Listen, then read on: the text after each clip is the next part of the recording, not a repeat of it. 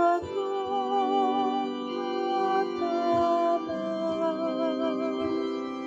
Kahit ang tapakan mo'y mga leon, ahas na mabagsik,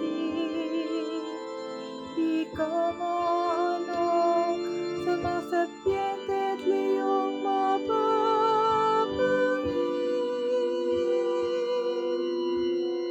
Pohon ko ako'y samahan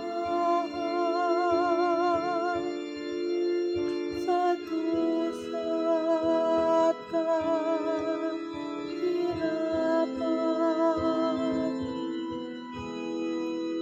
Ang sabi ng Diyos aking ililigtas, ang tapat sa akin.